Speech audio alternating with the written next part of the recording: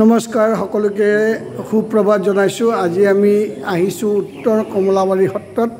ৰাতিপুৱা আহি এইদৰে আমি সত্ৰৰ ভিতৰত প্ৰৱেশ কৰিছোঁ। যদিও ইয়াতে আমাৰ সত্ৰাধিকাৰ বা অন্যান্যসকল এতিয়াও অহা নাই, তথাপিও আমাৰ অনুমতি প্ৰদান কৰিছে সত্ৰৰ ভিতৰত প্ৰৱেশ কৰিবৰ কাৰণে। মই দেখুৱাই দিছোঁ আমাৰ এয়া সত্ৰৰ ভিতৰ চৰা। মোৰ লগত আহিছে এয়া আমাৰ জানে সন্মানীয় ৰাজেন্দ্ৰ বৰুৱা ছাৰৰ পুত্ৰ ভৱজ্যোতি বৰুৱা এইজন, আৰু এয়া তেওঁৰ বোৱাৰী ৰূপালী বৰুৱা, এওঁলোকৰ লগত আহিছোঁ। আজি আমি যিমান পাৰোঁ সত্ৰ পৰিদৰ্শন কৰিম। আহক আমি বাটচৰালৈ যাওঁ। বাটচৰাত আমি কিছু দৃশ্য দেখুৱাবৰ কাৰণে চেষ্টা কৰিম। এয়া হৈছে উত্তৰ কমলাবাৰী সত্ৰ।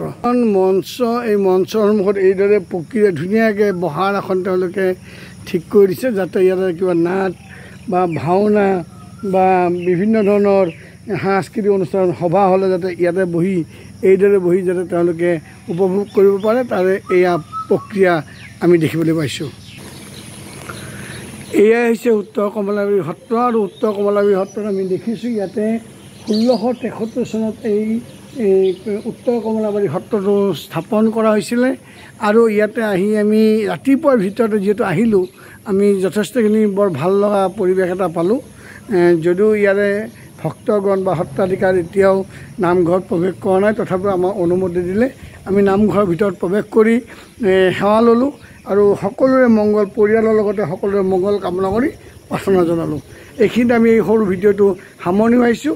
পৰৱৰ্তী পৰ্যায়ত অন্যান্য সত্ৰৰো কিছু দৃশ্য দেখুৱাবৰ কাৰণে চেষ্টা কৰিম। আপোনালোকে ভিডিঅ'বোৰ চাই লাইক কমেণ্ট কৰিব, তাকে মই কামনা কৰিছোঁ। ধন্যবাদ।